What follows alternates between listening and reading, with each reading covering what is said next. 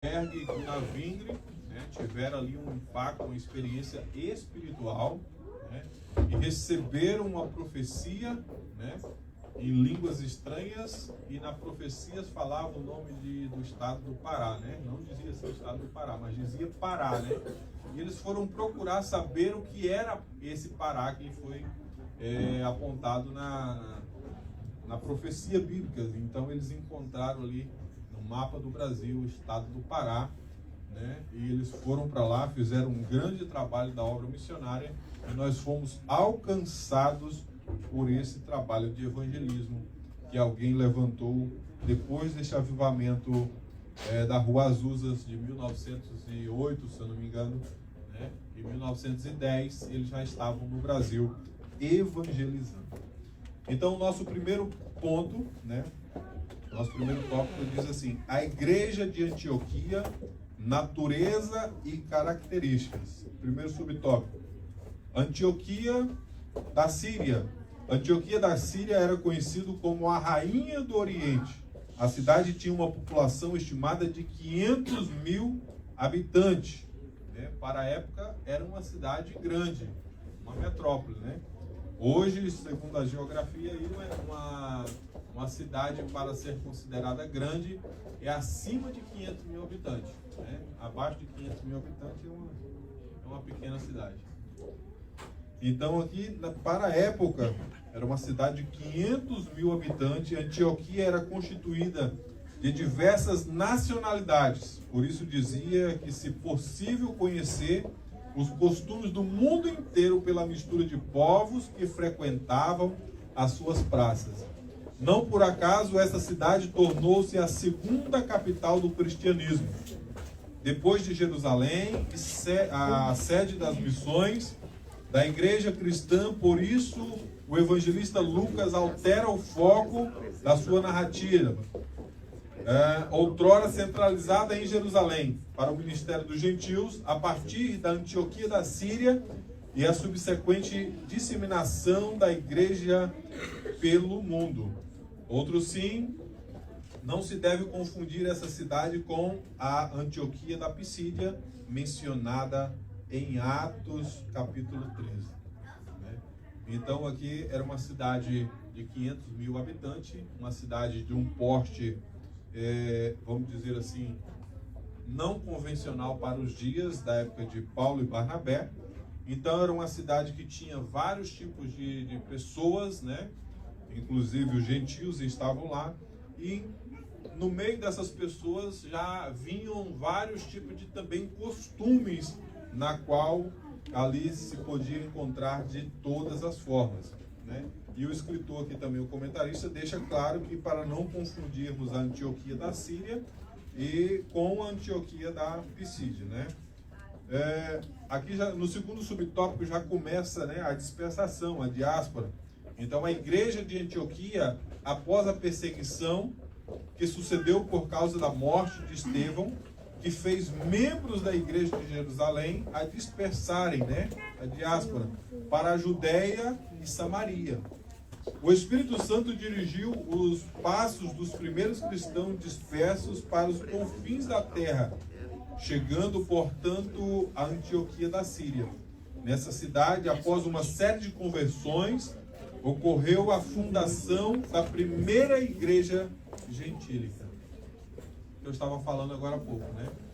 A primeira igreja gentílica, né? Aonde é a distinção quando nós encontrarmos a palavra gentil ou gentílica na Bíblia, são pessoas que não eram de origem, né? Que não eram judeus, eram pessoas de outras nacionalidades, então eram gentis. Então a igreja de Antioquia foi a primeira igreja constituída, né, por pessoas gentílicas, dando para os judeus, né, eles talvez já não entendiam, mas a partir daquele momento da igreja de Antioquia, eles já poderiam ver que o evangelho de Cristo Jesus ia se multiplicar mais e mais. Né? Nessa cidade, após uma série de conversões, ocorreu a primeira fundação da igreja gentílica, essa igreja tornou-se o centro da obra missionária de Paulo, né? E o apóstolo dos gentios. Então, a igreja de Antioquia se tornou a igreja mãe, né? Vamos dizer assim, a sede para a obra missionária de Paulo. Paulo, nas suas 3 viagens missionárias, ele saía, a primeira viagem missionária, ele voltava para a igreja de Antioquia. Ele saiu a segunda viagem missionária, ele retornava para a igreja de Antioquia. Paulo saiu a terceira viagem missionária, aí já não voltou mais, né? Foi para Roma e de Roma foi para a glória, né?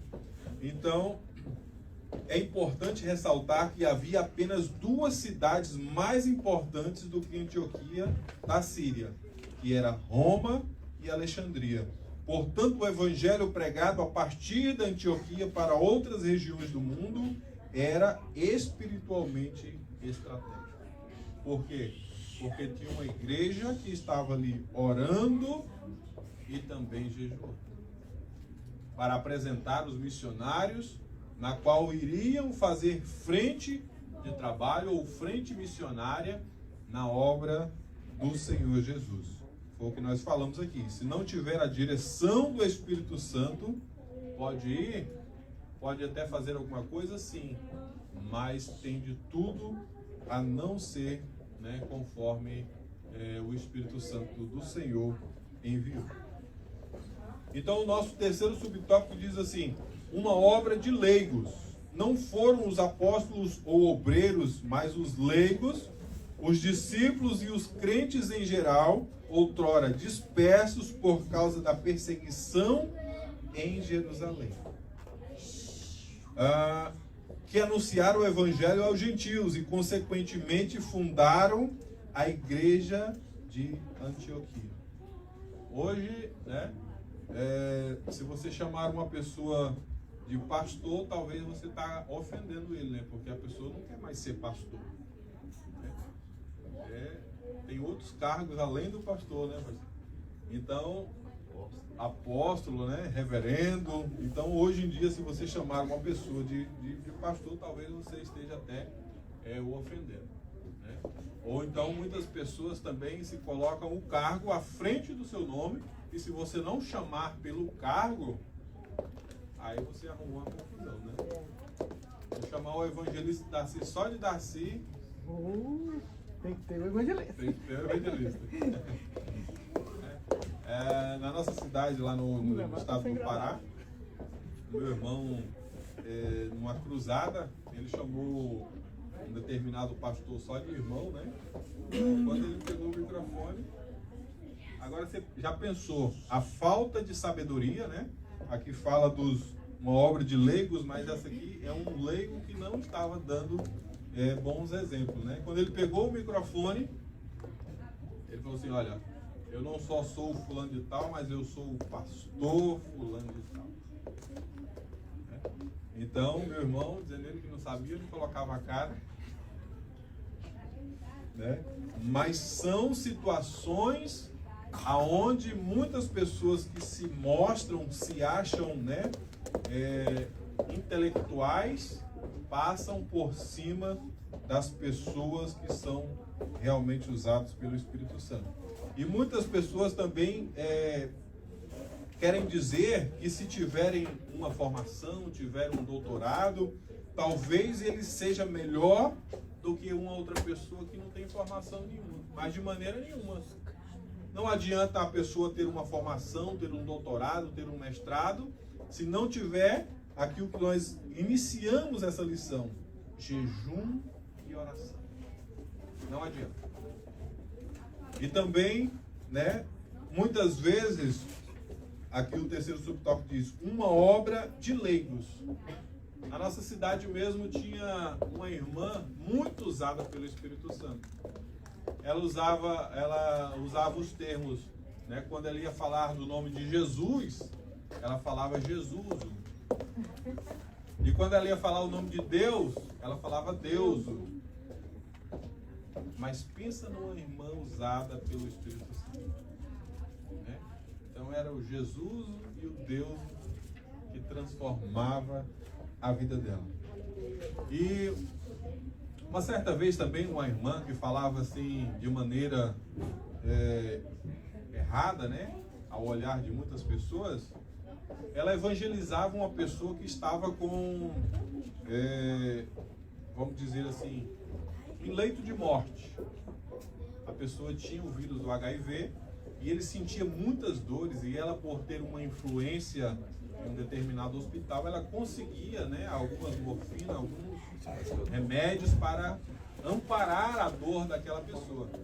E toda vez que ela ia levar esse medicamento lá, ela pregava para essa pessoa, né? E a pessoa não queria saber nada, não queria nada com Jesus. Mas toda vez que ela ia lá, ela anunciava o Evangelho de Cristo Jesus. E um certo dia, aquela pessoa que já estava no leito, né, já estava ali para morrer, vamos dizer assim, ele já não aguentava mais, ele diz, né, teve uma conversa entre ele e Deus. E aí, um certo dia, a irmã foi levar lá o medicamento para ele, e ela foi ligar o carro não funcionou. Né? Ela tentou pedir uma carona, a carona foi a caminho dela e quebrou no meio da estrada. Ela falou assim, não, daqui para o hospital é perto, eu vou de pé, vou caminhando aí, né? Então, no meio do caminho, ela encontra uma criança vendendo caqui, né? Ela falou assim, rapaz, já que aquele moço não está comendo quase nada, já está ali para morrer, eu vou levar pelo menos um pouco de caqui para ele comer, né? Se alimentar, talvez ele coma até um pouco de caqui. Né? E quando ela chegou ali no hospital, quando ela falou com ele assim, olha, eu vim te visitar, trazer os teus remédios, e eu trouxe aqui um caqui para você se alimentar. Né? Aí ele saiu, ele levantou da cama e saiu gritando, ele existe, ele existe, ele existe, ele existe. Aí qual era a oração dele? Ele tinha falado para Deus, olha, se você mandar aquela mulher que vem aqui todas as vezes, falando errado, trazer um caqui para me comer, aí sim eu acredito que você existe. Já pensou como é que é as coisas de Deus? Ela deu a partida no carro, o carro não pegou. Pediu uma carona, a carona não foi. Ela foi de pé, encontrou uma criança vendendo caqui, né? Aí depois diz que mandaram alguém lá atrás do menino buscar mais caqui, né? Porque ele gostava muito de caqui. E não encontrou mais a criança que estava vendendo os caqui. Então o nosso Deus é tremendo. Para provar para uma pessoa que realmente ele existe, ele fez uma situação, né, para que aquela pessoa viesse a crer em Cristo Jesus. Então, uma obra missionária por leigos, né? Uma obra de leigos. A mão do Senhor estava sobre os crentes dispersos em Antioquia, o que fez com que muita gente se convertesse a Cristo. Essa notícia chegou a Jerusalém ao ponto de os apóstolos enviarem a Barnabé para verificar de perto o que estava acontecendo. Barnabé viajou mais de 400 quilômetros de Jerusalém até Antioquia. Ao chegar à cidade, ele alegrou ao constatar que a graça de Deus havia alcançado muita gente e exortou a todos que permanecessem firmes no Senhor. Nessa oportunidade, pela primeira vez, os discípulos da igreja de Antioquia foram chamados de cristãos. Foram chamados de cristãos pela primeira vez. E falando aí da obra missionária, aonde muitas pessoas são enviadas, né? A moda lá no meu estado era os pregadores itinerantes. Aí muitas vezes chegavam para o pregador itinerante, você congrega em alguma cidade, qual é o nome do seu pastor? A pessoa, mas não tinha um pastor, não tinha uma igreja, mas queria ser um pregador itinerante. Ou talvez alguém chegou para uma pessoa e disse assim, qual é o nome do seu pastor? E ele diz, não, meu pastor é Jesus Cristo. Pessoas que querem ter um ministério, mas que não congregam. Pessoas que querem ter um ministério e quando vai na igreja dos outros, né, quer fazer a função do pastor da igreja. Trazer ali lição de usos e costumes e por aí vai. Então, convidados de maneira nenhuma podem fazer esse tipo de situação. Então, Barnabé viajou, aqui já foi, né? Nessa oportunidade, pela primeira vez, os discípulos da igreja de Antioquia foram chamados de cristãos, né? Nós somos pequenos cristos. Nosso segundo tópico diz assim: uma igreja missionária em ação. Havia alguns profetas e doutores. A igreja em Antioquia tinha uma boa liderança, exercendo a vocação. Nessa igreja, Deus estabeleceu profetas e doutores. Os profetas eram pessoas que exerciam o dom de transmitir a mensagem de Deus sobre a inspiração do Espírito Santo. Os doutores e mestres eram cheios do Espírito Santo e ensinavam a palavra de Deus com autoridade e sabedoria do alto. Não eram, portanto, homens orgulhosos, cheios de sabedoria meramente humana, mas sim sabedoria diretamente do trono de Deus. Porque é o que nós comentamos aqui agora há pouco. Muitas pessoas se baseiam no seu autoconhecimento para tentar ser melhor do que alguém. Ninguém sabe tudo, meu irmão. Né? Eu sei coisas que os irmãos sabem coisas que eu não sei. Então são saberes diferentes. E nós estamos aprendendo uns com os outros. Né? E quando eu cheguei aqui, eu até disse, na minha primeira oportunidade, eu falei assim: você está num lugar em duas situações. Ou é para você aprender, ou é para você ensinar. E eu até disse que eu estava aqui para aprender. Né? Então você está num lugar em duas situações. Ou é para aprender, ou é para ensinar. Então esses profetas e esses doutores, né, eles tinham uma igreja e tinham uma liderança. E muitas pessoas acham, né, desse conhecimento de doutores e mestres: ah, não, eu estou acima da igreja, eu estou acima dos pastores que ali tem, que existem. Os profetas não eram, aqui já foi, não eram, portanto, homens orgulhosos e cheios de sabedoria meramente humana. Então eram homens inspirados pelo poder do Espírito Santo. Uma liderança servidora. A liderança da igreja de Antioquia era constituída sem barreiras raciais ou espirituais. Por exemplo, Barnabé, consolador, misericordioso; Simão, negro, né, africano; Lúcio, sirineu, africano; Manaém, irmão de criação ou de leite de Herodes, o tetrarca, Herodes Antipas, que matou João Batista, né? Saulo era fariseu, ex-perseguidor da igreja. Então aqui eram pessoas de culturas, raças, né?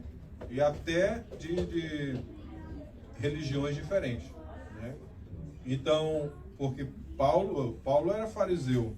Então, no tempo de Jesus existiam, se eu não me engano, era 25 tipos de denominações que estudavam, né, o Velho Testamento, a Torá, de várias formas, né? Que era os judeus, os fariseus, os zelotes, os essênios, né, os saduceus e por aí vai. Então eram 25 tipos de segmento que faziam o estudo da Torá de uma forma diferente. E talvez alguém diz hoje: mas por que existem tantas igrejas por aí? Né? Teve um rapaz que trabalhava comigo lá no Brasil, ele falou assim: mas por que tem tantas igrejas? Eu falei assim: você já é crente? Ele falou: não. Eu falei: ainda está pouco. Né? Você não achou uma para você, então ainda está poucas igrejas. Então, vamos voltar aqui para o segundo subtópico. Uma liderança servidora. A liderança da igreja de Antioquia era constituída sem barreiras raciais, aqui já foi, né? Essa profunda comunhão de adoração, oração e serviço na diversidade de pessoas salvas trazia uma convicção de trabalho em favor das multidões não alcançadas da Ásia Menor e da Europa. Então Deus usava, né, os saberes desses homens, né, com raças diferentes, religiões, né, com segmentos diferentes, mas para alcançar essas multidões não alcançadas da Ásia Menor e também da Europa, né?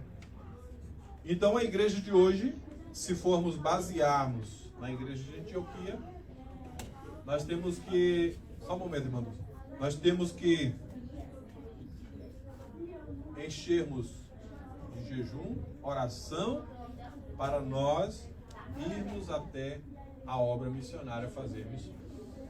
Não fazer a obra missionária, as coisas de Deus de qualquer forma, mas fazendo ali, né, algo baseado na igreja de Antioquia, que foi a primeira igreja, né, aonde os cristãos foram chamados de cristãos. Irmã Dulce, por favor. Você podia explicar um pouquinho para mim, por favor, sobre esse Manaém, irmão de criação de leite de Herodes, essa parte? Um pouco junto, não foi aqui, o comentarista aqui está dizendo a respeito de como se diz assim, das pessoas e as suas origens, né? Então aqui, essa questão, vamos ler lá novamente. Então, a liderança da igreja de Antioquia era constituída sem barreiras raciais ou espirituais, né? Não tinha raça, não tinha espiritualidade que não fizesse com que eles trabalhassem junto. Por exemplo, Barnabé, ele era consolador, misericordioso, né? Simão, ele era negro, africano, né? Até essa questão do Marcos Feliciano foi muito bombardeado lá no Brasil, quando ele trouxe uma pregação dizendo que os filhos de Cão, né, os 3 filhos de Noé, Cão, Sem e Jafé, quando ele viu a nudez do seu pai, automaticamente Noé amaldiçoou a sua geração, né? Então, no dizer dele, nessa pregação, ele diz que a maldição, né, se vocês quiserem bombardear, tem que ser o Feliciano, né? Eu não, viu? A maldição dos descendentes de Cão era que as pessoas iam ter a pele morena. Então, ele foi muito bombardeado lá pelos direitos humanos no Brasil, né? E aqui o comentarista deixa bem claro, irmã Dulce. Então, ele era consolador, misericordioso. Aí Simão já era negro, africano, né? Lúcio também era Lúcio, né, sirineu, lá da cidade de Cirene, também africano. Manaém, agora aqui, irmão de criação ou de leite de Herodes, né, o tetrarca. Essa questão de irmão na Bíblia e primo, talvez ela possa trazer o mesmo significado, né? É muito, como se diz, debatido a questão de quantos irmãos Jesus teve naquela questão ali de Mateus, porque eles falam que lá eram primos e primos eram considerados irmãos e por aí vai. Então essa questão aqui de irmão de criação ou de leite, pode-se dizer até que ele foi irmão de criação, né, só por estar em convívio com a família, ou pode ter até sido a mãe dele, a mãe de leite, né, de Herodes. Então, Manaém, irmão de criação ou de leite de Herodes, o tetrarca, né, Herodes Antipa, que mandou João Batista, né, que matou João Batista. E depois vem Saulo, que era fariseu e ex-perseguidor da igreja do Senhor Jesus. Então aqui, lendo mais lentamente aqui, dá a entender essa questão aí. Mas se não ficou muito bem explicado, tem aqui mais, tem o nosso pastor, tem o evangelista da CIG. Amém? Então, nós voltamos lá para o terceiro subtópico. Apartai-me a Barnabé e a Saulo. Nesse ambiente de sensibilidade espiritual, o Espírito Santo ordenou que separassem a Barnabé e a Saulo. Em seguida, eles foram enviados para o campo.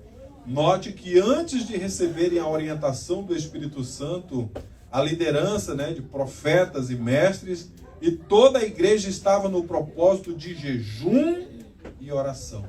Após receberem a orientação do Espírito Santo, antes de enviarem a Barnabé e Saulo ao campo missionário, os profetas e mestres e toda a igreja continuava jejuando e orando. Essa questão de profetas, né, dá-se a entender que o último, hoje, claro que existe o profeta, né, o ministério de profeta, mas da Bíblia dá a entender que o último profeta, assim, relacionado com não viver num convívio, talvez, no meio da sociedade, porque os profetas do Velho Testamento, eles ficavam afastados, né? Elias, João Batista, comiam mel silvestre, vestia de couro, né? De camelo e por aí vai. Então, quando eles vinham para a cidade, eles sabiam que vinha coisa diferente ali, né? Então, as pessoas ficavam com medo quando viam os profetas. Então, João Batista dá a entender que ele foi um dos últimos profetas que viviam afastados do meio da sociedade. E alguns teólogos até acreditam que João Batista era da linhagem dos essênios, que viviam nos desertos, né? Daquelas linhagens que nós falamos que estudavam a Torá. Então ele era dos essênios. E os profetas de hoje em dia, talvez ele só quer levantar o dedo e apontar, né? Mas quando você está apontando para alguém, as pessoas até dizem, né, presbítero Lucas? Eu aponto um para você, eu estou apontando um para o céu e 3 para mim aqui, né? Então nós temos que ter muito cuidado quando nós formos apontar o nosso dedo dizendo que somos profetas. Nós estamos apontando um dedo para a pessoa, um dedo para Deus e 3 para nós aqui, né? Então muitas vezes, eu já até falei em uma outra situação, o profeta ele só quer ter o nome de profeta, mas não quer passar as provações que passou o profeta, né? Uma outra situação aqui, eu expliquei sobre Jeremias. Jeremias, Deus chega para ele e diz assim, olha Jeremias, pega o teu cinto, que está no teu lombro, né? No teu lombo, na tua cintura, vai lá na beira do rio, na fenda lá, coloca o teu cinto, mas diz ele, Senhor, meu cinto é lugar, sinal de status, não tem problema, Jeremias, vai lá, coloca o teu cinto lá, e passado algum tempo, Deus diz para Jeremias, Jeremias, tu lembra do teu cinto? Sim, Senhor, eu lembro do meu cinto. Vai lá, pega o teu cinto embolorado, todo podre, coloca no teu lombo, na tua cintura e saia pelo meio das ruas de Jerusalém pregando a minha palavra. Quero que? Sinal de desonra. Mas Jeremias diz, mas Senhor, que negócio é esse? Ele diz assim, Jeremias, quando tu for pregar, tu tem que sentir o que eu estou sentindo. E o meu povo está apodrecido perante as minhas narinas, estão apodrecendo com outros deuses. Né? Outro profeta também que Deus usou foi mais ou menos dessa forma, foi Osés. Disse assim, olha, Osés, você vai casar. Opa, quem não quer casar, né? Você vai naquele prostíbulo próximo da tua casa, tu vai procurar uma moça lá e você vai casar com ela. Mas, Senhor, que negócio é esse? Casar com uma prostituta, eu sou o teu servo, sou o teu profeta. Não, você vai casar com ela e tem mais. Você vai casar com ela e durante o dia você vai sair com ela de mãos dadas pela rua e à noite você não vai impedir de fazer o que ela faz. Pensa numa prova. E talvez muitas vezes as pessoas dos dias de hoje, os profetas dos dias de hoje, não querem pagar um preço de ser profeta. Só quer levantar o dedo e dizer, eis que eu te digo, e muitas vezes a profecia não é profecia, é profetada, não acontece. E adoece muitas pessoas por aquela profecia não acontecer. E também tem os profetas que Deus usa e honra a sua palavra. Elias diz, olha, não vai chover no tempo determinado, né? E Deus honrou a palavra do profeta Elias e não choveu enquanto ele não ali fez ali com que os profetas de Baal e Acera fossem mortos. Então Deus usa profeta, Deus ainda tem ministério de profeta nesses últimos dias, mas muitas vezes nós não queremos pagar o preço para ser profeta. Só queremos o status, o ministério, mas não queremos, né, a aprovação de profeta. O nosso terceiro tópico, vamos lá, né? O serviço de missões, o início das missões cristãs, a narrativa de Lucas, que denominamos de primeira viagem missionária de Paulo, começa em Antioquia, com a escolha de Barnabé e Paulo pelo Espírito Santo. Para uma obra especial, João Marcos, autor do evangelho que leva o seu nome, permaneceu em Jerusalém até ser levado para Antioquia por Barnabé, o seu primo. E Paulo, que regressava de uma missão de socorro a Jerusalém, quando partiram para Chipre na sua primeira viagem missionária, levaram João Marcos em sua companhia. Porém, ao chegar a Pergue, a Ásia Menor, Marcos deixou e regressou para Jerusalém. Então aqui o comentarista diz o início das missões cristãs. Aí talvez alguém vai dizer assim, mas nos dias de hoje é muito difícil evangelizar, os dias de hoje é totalmente diferente, mas em todos os tempos as pessoas tiveram dificuldades de alguma forma. Né?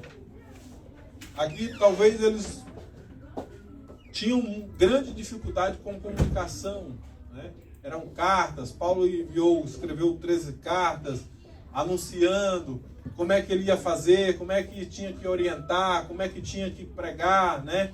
Como é que Timóteo tinha que fazer para exortar os irmãos, os novos obreiros, e por aí vai. Então, em todos os tempos, as pessoas tiveram dificuldade. No início, quando eu falei de Daniel Berg e Gunaving no Brasil, eles tiveram as dificuldades deles. Os nossos hinos da harpa cristã são, vamos dizer assim, momentos de dificuldade em que as pessoas passaram e eles transformaram isso em adoração a Deus. E aqui, para eles, aqui também não foram diferente, né? Eles passaram por grandes dificuldades no início das missões cristãs, né? Que eles estavam ali para evangelizar a Ásia Menor e parte da Europa, né? O segundo roteiro, no segundo subtópico diz, segundo roteiro da viagem e atividade missionária. No capítulo 13 e 14 de Atos, encontramos diversas localidades onde a atividade deles foram desenvolvidas.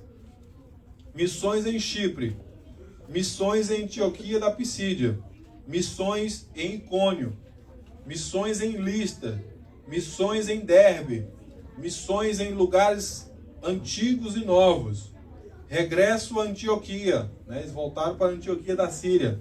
Basicamente, nessas regiões, a obra missionária foi caracterizada por uma variedade de estratégias e evangelização, visita a cidades e países em que o evangelho não havia chegado, a perseguição, oposição ao evangelho, batismo com o Espírito Santo, separação de líderes para igrejas plantadas, contatos e revisões das igrejas plantadas e muitas outras atividades missionárias. Havendo cumpridas essas outras tarefas, os missionários voltaram a Antioquia da Síria, cheios de alegria, ansiosos para contar o que Deus havia feito entre os gentios. Então, mais uma vez, o comentarista deixa bem claro aqui que a igreja de Antioquia era uma igreja mãe, uma igreja que mandava os missionários e depois eles retornavam para a igreja mãe, talvez para pegar mais instruções, né? Mais, vamos dizer assim, recursos para ir para outras cidades estarem evangelizando também e levando a palavra de Deus, né? Paulo, nas suas 3 viagens missionárias, Paulo plantou 42 igrejas. Aí alguém diz assim, mas por que plantou e não implantou? Porque quando planta, a tendência é germinar, é crescer, é dar fruto. Então a igreja com que Paulo plantou, né, ela germinou, cresceu e deu frutos. E talvez se fosse só uma igreja implantada, talvez ela não daria fruto, né? No Brasil eles usam muito aqueles postes de concreto, né? Puxa o fio de um lado para o outro, aqui o fio ficou baixo, não, vamos implantar um poste aqui no meio. Implantou o poste está lá, está ajudando de certa forma, mas o quê? Ele cresce? Não. Olha aí. Então, a igreja de Antioquia, ela fazia a dispersão de missionários, mas eles regressavam para a Antioquia para pegar recursos, né, novas instruções para irem para outros lugares. Alguma pergunta, irmãos? Como eu falei, o pastor Sérgio, o evangelista da ceia, agora chegou o presbítero Lucas, estão aí para responder o nome de Deus. Então vamos lá, que o nosso tempo ali já está, né? Aquele jeito. O terceiro subtópico diz assim: prestando contas, ao final de cada uma das viagens missionárias, Paulo e sua equipe prestavam contas à igreja que havia recomendado. A despeito das fortes perseguições que sofreram no cumprimento da nobre tarefa missionária, Paulo e a equipe que estavam com ele evidenciaram manifestação do poder de Deus na primeira viagem missionária. Muitos gentios e judeus creram e aceitaram Jesus como Salvador. Muitas igrejas foram fundadas, curas divinas e libertação. Você já parou para imaginar que antigamente as igrejas evangélicas tinham muita...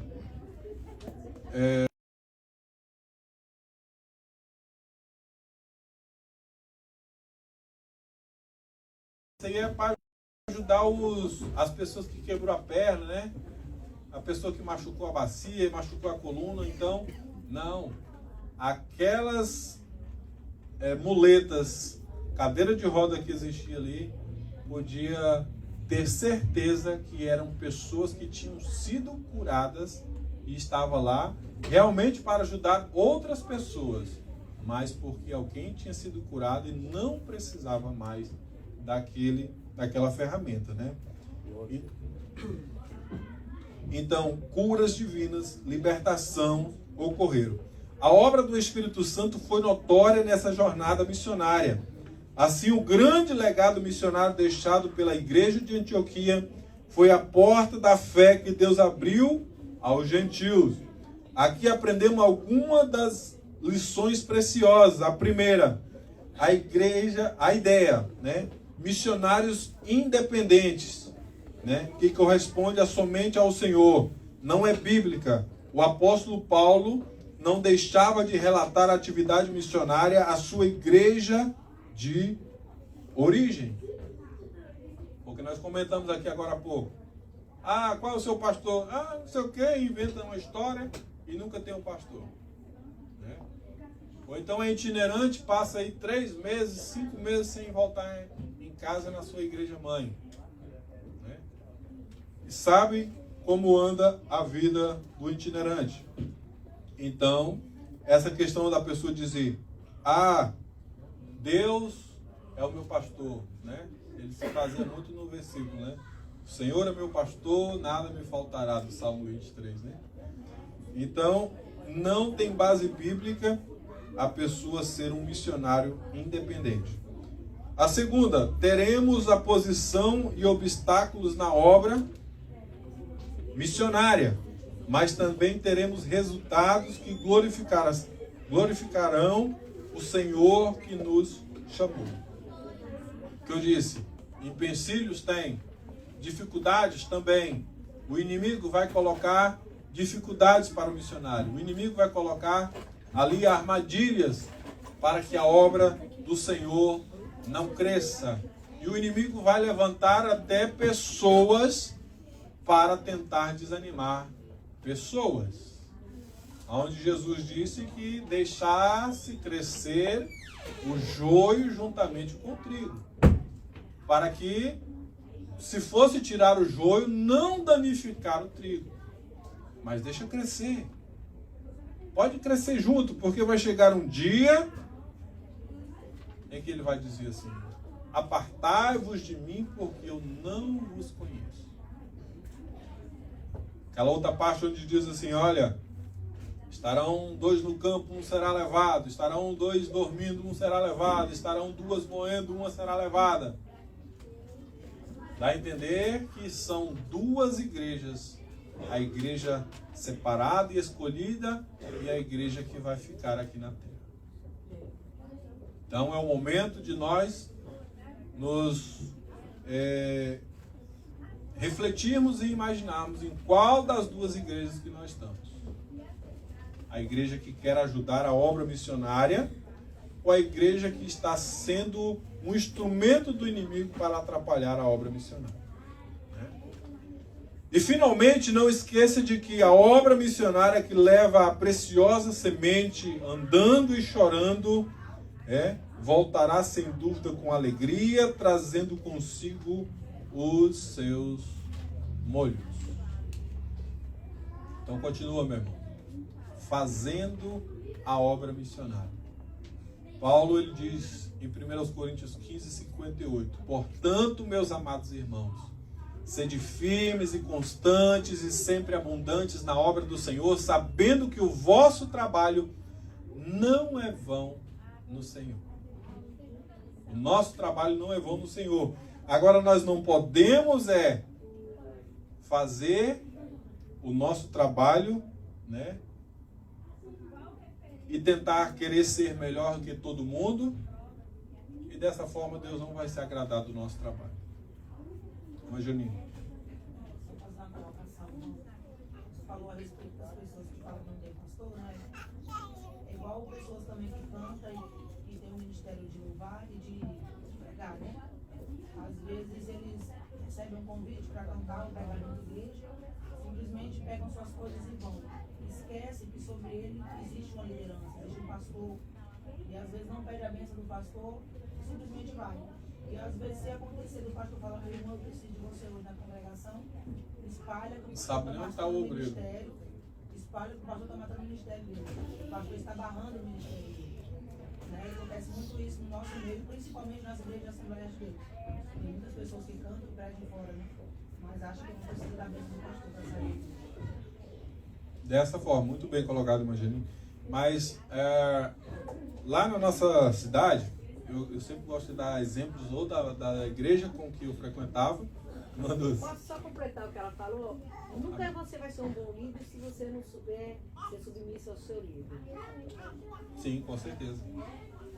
Assim, as pessoas também são... de todas as formas que você tenta agradar as pessoas, você não vai conseguir. O próprio Jesus, ele era amado por alguns e odiado por outros. Quando eu tive uma experiência de dirigir uma congregação no Brasil, aí nós recebemos um convite de uma outra igreja para nós visitarmos eles, E aí o pessoal passou a semana toda anunciando, olha, o pregador que não sabe ler, e que Deus usa ele, e ele sabe a Bíblia toda decorada, e ele não sabia ler, e Deus deu a Bíblia para ele toda. E aí um dos irmãos chegou para mim e falou assim: irmão, eu vou lá na igreja porque eu gosto dessas coisas de Deus. A pessoa usada por Deus, a pessoa não sabe ler, e Deus usa ele, entregou a Bíblia todinha para ele. Eu vou lá porque eu gosto de presenciar essas coisas de Deus. E uma outra pessoa já chegou para mim e falou assim: eu não vou lá porque eu tenho medo dessas coisas, Eu tenho medo dessas coisas de pessoas que não sabem ler, e sair com muitas situações lá. Então, de maneira nenhuma, aí eu observei 2 tipos de pessoas, na mesma igreja. Então, de maneira nenhuma, eu vou conseguir agradar todos os irmãos. De maneira nenhuma, o nosso pastor vai conseguir agradar todas as pessoas. Mas que nós venhamos estar fazendo o melhor para a obra de Deus. Não é para mim, não é para os irmãos, para as irmãs, o nosso pastor, mas é para Deus. Porque vai chegar aquele dia, né, em que as nossas obras serão provadas pelo fogo. Obras de palha, de feno, de madeira, de pedras preciosas, né? Então, aqui passar pelo fogo, então não adianta eu vir aqui fazer e falar muita coisa, e sendo que é uma obra de palha. Quando chegar lá, passou pelo fogo, a palha vai resistir? Vai. Então a minha obra vai ficar no fogo. Então aquelas obras que passarem pelo fogo, essas sim serão aprovadas pelo Senhor Jesus. Então, gostaria de agradecer, né, por mais essa oportunidade. Vou deixar a conclusão aqui para o nosso pastor. Amém? E que Deus em Cristo nos abençoe e o Espírito Santo do Senhor continua falando grandemente ao seu coração.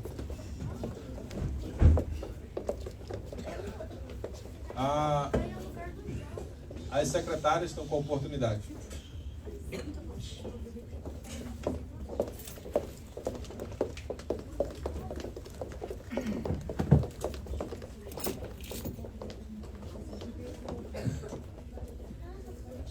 Salve os irmãos, capaz de ser homem. Amém.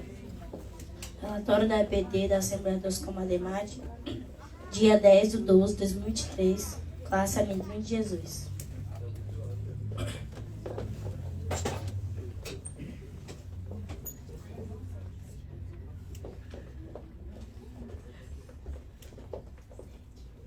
Lição 12. Na casa de Deus, aprenda a velocidade. Memória em ação. Memória e ação. Vão pelo mundo inteiro Vão pelo mundo inteiro. e anunciem Anunciem o Evangelho a todas as pessoas. o Evangelho a todas as pessoas. Marcos 16:15. Marcos 16:15. Meu coração era sujo, mas Cristo aqui já entrou. Com seu precioso sangue, tão alvo assim o tornou. E diz em tua palavra, quem rua de ouro andarei.